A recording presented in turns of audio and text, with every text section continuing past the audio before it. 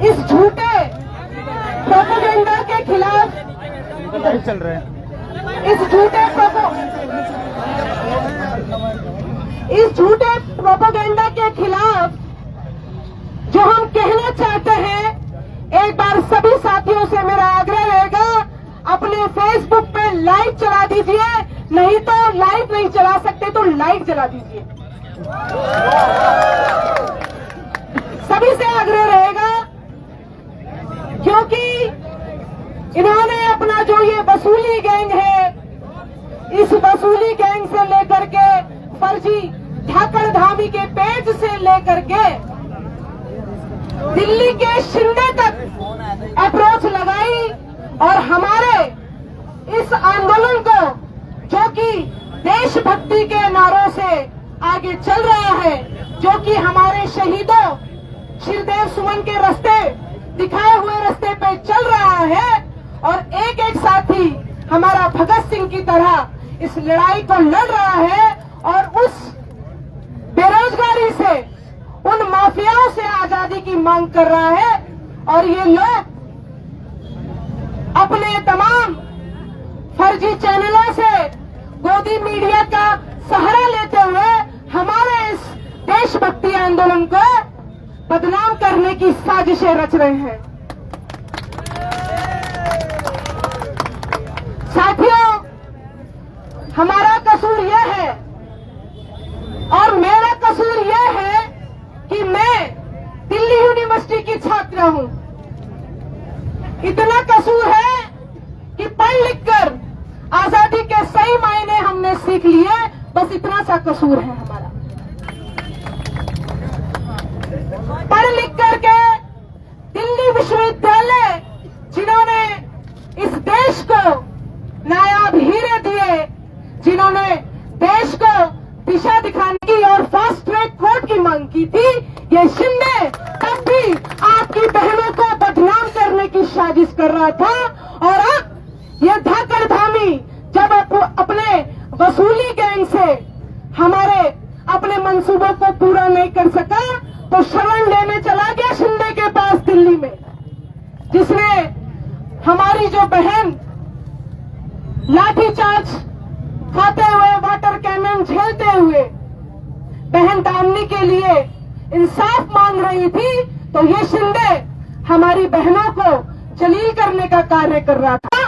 आज दिखा रहा है, हमने कल आजादी की मांग की तो भाइयों, हमने नकल विरोधी कानून, जो फर्जी कानून इन्होंने बना रखा है, जो फर्जी हाकिम सिंह के, अगर हमने उनसे आजादी मांगी तो आप ही बताइए, क्या आपकी बहन ने गलत आजादी की मांग कही? आप ही बताइए, मैं आपके कटघरे में। आज हम 2025 में सख्त नकल विरोधी कानून सीबीआई की मांग कर रहे हैं, आज भी इनके लीकेज रुक नहीं रहे हैं।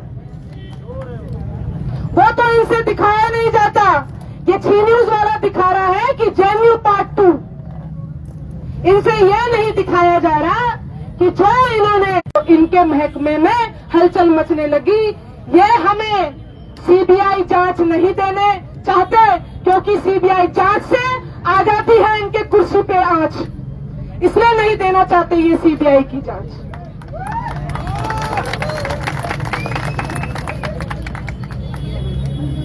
जैसा कि हमारी बहनें यहाँ पर कह रही थी कि बड़ी मुश्किलों से हमारी बहनों को घर से निकल के जो भी समस्याएं आती है, कठिनाई आती है, फिर भी वो समाज से, सरकार से लड़ना चाहती हैं। और जब वो कंधे से कंधा मिला के अपने भाइयों के कंधे से कंधा मिलाना चाहती हैं, और जब वो यहाँ पर सड़क पर बैठकर मांग करती है, तो ये लोग हमको जिहादी कहते हैं, ये हमें नक्सली कहते हैं।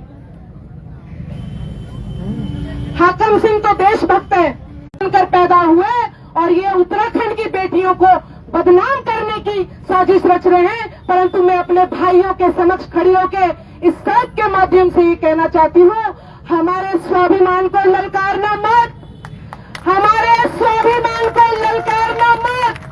ललकारोगे तो ईंट से ईंट बजेगी, तुम्हारी जो कुर्सी है वो टूट जाएगी। सिंहासन खाली करो कि जनता अस्मिता को दांव पे लगा के इस प्रदेश की अस्मिता को बढ़ चढ़कर बचाने का कार्य किया है। आप हमारे स्वाभिमान को न ललकारें। जिस दिन महिला शक्ति सड़कों पर आ जाएंगी, निर्णायक भूमिका में है, ये याद रखें नेताओं, जिनसे तुम वोट मांगने आते हो, जिन महिलाओं से, जिन आदि आबादियों से आप वोट मांगने आते हैं, वो बहुत निर्णायक भूमिका में है। सरकार बनाने में सबसे बड़ा रोल वो अदा कर रही है। अगर उनके स्वाभिमानों को ललकारने की कोशिश करोगे तो चकनाचूर हो जाओगे, मिट जाओगे। हम आजादी से आज आपकी बहनें आपके साथ कंधे से कंधा मिला के इस लड़ाई को लड़ना चाहती है, अपने इस प्रदेश को बचाना चाहती है। ये बात इनको तकलीफ देती है, हम तकलीफ पहुंचाएंगे इनको तकलीफ होती है, हम तकलीफ पहुंचाएंगे। साथियों, अंत में चूंकि बहुत देर भी हो चुकी है और अभी हमारे जो बेरोजगार संघ के अध्यक्ष हैं और स्वाभिमान मोर्चा से मनाने का काम होता है, उसकी आरती यहाँ पर गाई जाएगी, माता रानी की यहाँ पर पूजा की जाएगी। और इस पूजा से उन नेताओं को भी हम याद दिलाना चाहेंगे कि जिन कन्याओं को आप पूजने का सीधा ढोंग करते हैं, अगर आप वाकई नवरात्रों में कन्याओं को पूजना चाहते हैं तो बहन अंकिता भंडारी को न्याय दीजिए। उनके जो बलात्कारी तुमने जेल में डाल रखे हैं, उनको फांसी दीजिए। यही आपकी असली पूजा होगी। तभी आपकी जो सरकार है एक नजीर पेश करने का काम करेगी, वरना तो सब घोंसले हैं।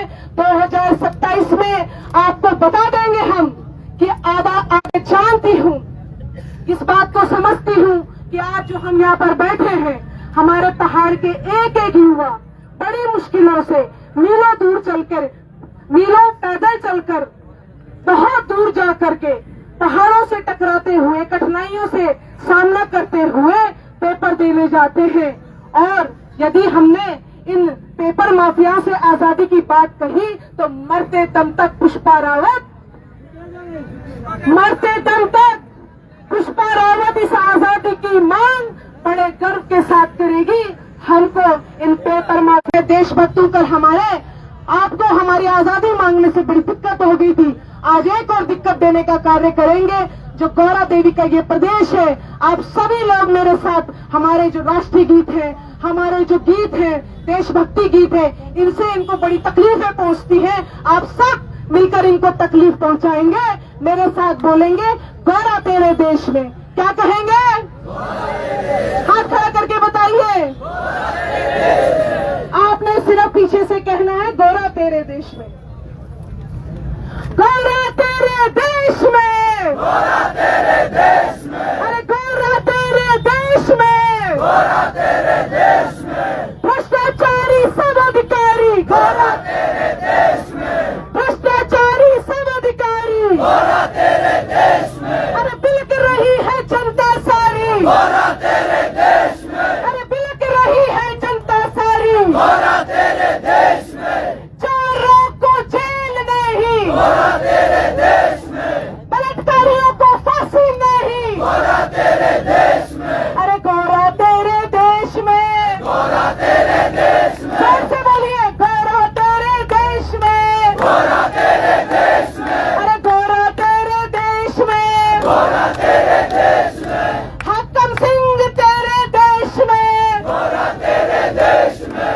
हाकम सिंह जैसे माफिया तेरे देश में, गौरा तेरे देश में, अरे अपनों में मेल नहीं, अभी गुंडों के भेष में, गौरा तेरे देश में, अरे गौरा तेरे देश में, गौरा तेरे देश में, अरे गौरा तेरे देश में, गौरा तेरे देश में, अरे धामी जैसा चापलूस सीएम तेरे देश में, गौरा तेरे देश में, अरे धामी जैसा चापलूस सीएम तेरे देश में, गौरा तेरे देश में, अरे गौरा तेरे देश में, गौरा तेरे देश में, युवाओं की सुनवाई नहीं, गौरा तेरे